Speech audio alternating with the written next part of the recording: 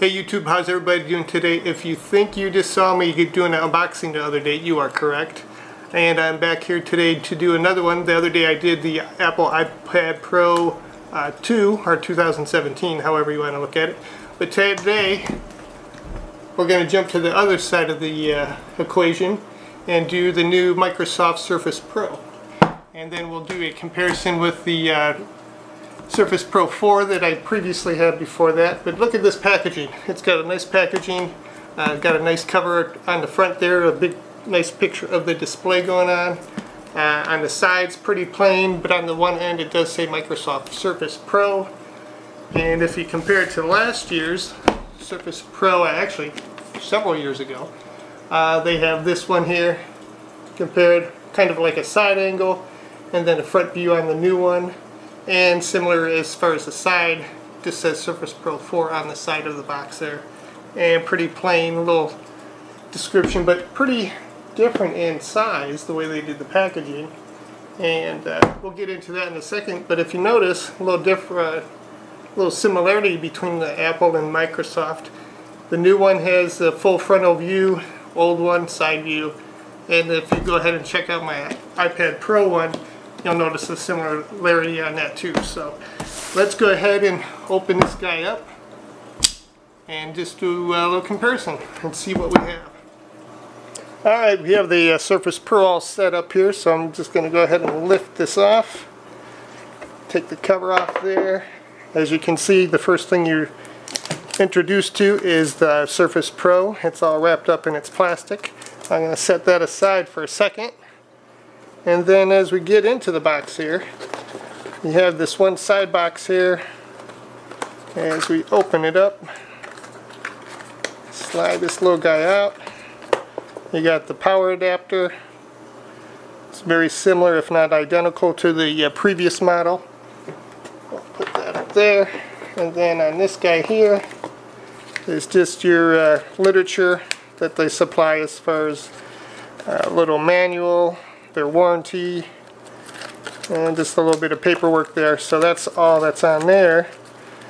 If we go ahead and put him back in there, and I'll put this guy here temporarily inside the box, move him over, and let's go ahead and look at how they did it last year. This is actually several years ago, I should say, on the Surface Pro 4. They had like a little door open up here.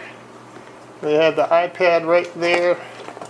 I got my 4 there. I'll put that aside. Underneath, you had your paperwork and everything. A little booklet and everything. Just kind of plastic wrapped. That's that there. And you may notice on the new one, the pen is missing. They're not supplying the pen for you this time. So you're going to have to do another $99 for the pen.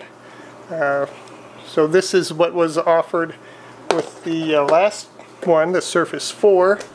And then this little flip door has a similar box to that one where the power adapter and everything was there on the side thing. So that's what we have on as far as the packaging. Very similar, little flip door there. You lost the pen though. That's probably a big mistake on Microsoft's part. But let's go ahead and compare the two models and see what we got. Alright, so I got it all set up. I got them side by side here. I don't know if you can tell the difference or not. They both have great screens. See if you can guess which is the new one. Is this the new Surface Pro, or is this the new Surface Pro? And there's probably a few indications that tell you which one is the newer one, and that would be the bottom one here. It also seems to have a little more brightness to it, although I did check the settings on both and they were pretty much identical as far as the brightness level, and they are set to go with the lighting of the room, so they're taking it from there also. But the new Surface Pro does seem to have a little more brighter screen to it than the previous Surface 4. So that is one indication I noticed. It took a little while to set it up, but it's not too bad. Everything's ready to go. But let's go ahead and do a little comparison.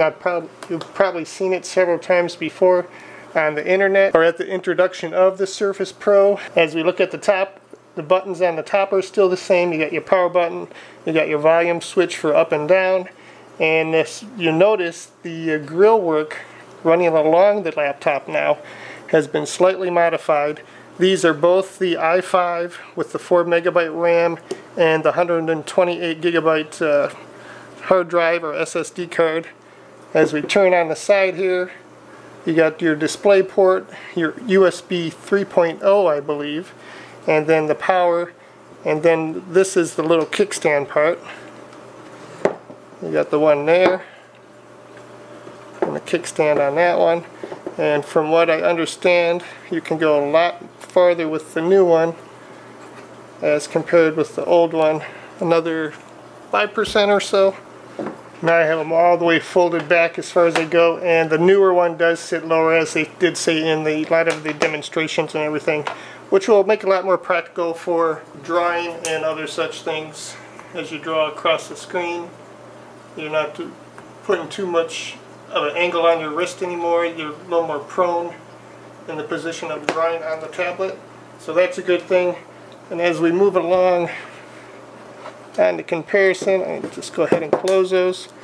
The bottom still has its keyboard connector, still in the same position that it used to. It doesn't look like it's changed at all. It's still the same electrical connections and positions for that. And as we move on to the left hand side, you do have your earphone jack there for listening with your headphones. So those are basically the differences. Overall, everything pretty much stays the same. I know the camera, the front and back are the same. You got the 5 megapixel on the back and the 3 megapixel on the front camera. Screen resolution is the same, and size. The processor has been upgraded, obviously. It's the new Intel 7th generation Kelby Lake one. Like I said, I got the i5. These are both running the i5. Although with the newer one, they did eliminate the fan in the i5. So it'll be interesting to see as far as warmth as I use both of them. Right now they're fairly similar in warmth. But they've just been showing the screen. So once I get working on them, and we're going to delve into that more as I compare this new Surface Pro with the new iPad Pro. We're going to try to do some interaction with the two and see who comes out on top as far as being able to process things. But that will be in future vlogs, so stay tuned for that. So that's just a quick comparison of the new Surface Pro 2017 model and the one that came, I think, 2013 or 14, the Surface Pro 4.